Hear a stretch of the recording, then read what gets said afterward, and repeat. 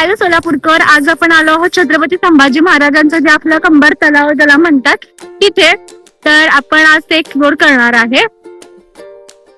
आपण आता आत जातोय आणि आत गेल्यानंतर इथं तलावापाशी बरेच लोक येतात आणि आतमध्ये थोडीफार दुर्गंधी आहे, पण बाजूला बोटिंग सुद्धा सुरू आहे. एक्सप्लोर आपण तर करू शकतो.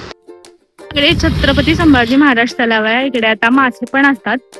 आम्ही त्यांना घालण्यासाठी ब्रेड घेतलेले, पण काही मासे इथं मरून पण पडलेत. ते एक्झॅक्ट माझ्या मागे तलावामध्ये बराचसा कचरा होता, तरी माशांना जेव्हा आपण खायला देतो तेव्हा चुकून त्यांच्या तोंडामध्ये ते प्लास्टिक गेल्यानंतर त्यांना ते खूप हानिकारक असू शकतं. लोकांनी अगदी चपला, कचरा, निर्माल्य सगळं काही पाण्यात आणून टाकलंय.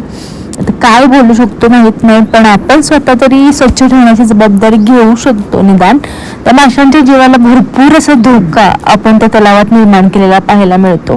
ते एका अन्नाच्या कणासाठी किती मोठ्या प्रमाणामध्ये तिथे एका ब्रेडच्या तुकड्यासाठी भांडतात आणि एक ब्रेडच्या तुकड्यासाठी अगदी 10 ते 12 मासे एका जागी लगेच येतात.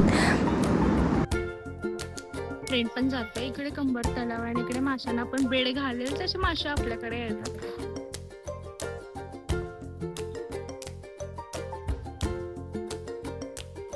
तलावामध्ये इतके मासे आहेत की आपण ब्रेड जितक्या लांब टाकेल तिकडे पण मासे आहेत.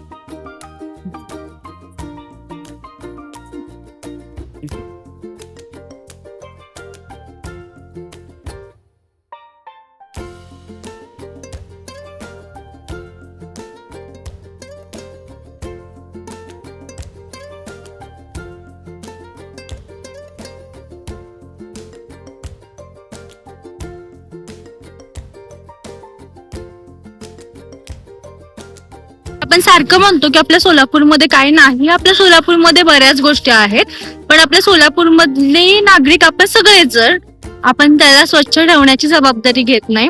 आता इथे धर्मवीर संभाजी तलाव म्हणजे खूप सुंदर आहे. इथं मासे पण भरपूर आहेत, पण इथं लोकांनी इतका कचरा केला आणि इतकी दुर्गंधी पसरवली की कोणाला यायची इच्छा होणार नाही. पण तरी पण आपण भविष्यामध्ये किंवा आतापासूनच असा प्रयत्न करू की आपल्याकडून नॉर्मली आपण इथला संपूर्ण परिसर स्वच्छ ठेवून इथे एक चांगलं पर्यटन स्थळ उभारण्याचा एक छोटासा प्रयत्न आपल्या सोलापूरकरांकडून नक्की करू शकतो.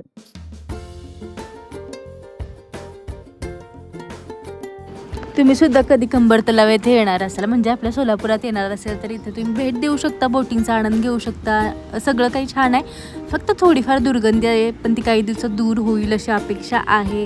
हा पक्ष्यांचा थवा जसं की मला हा क्लिप देत होता सुंदर असं, आणि हा क्लिप कॅप्चर केल्यानंतर मला खूप छान वाटलं आणि दिवस कारणी लागला असं वाटलं. आजसाठी इतकंच. Bye and thank you.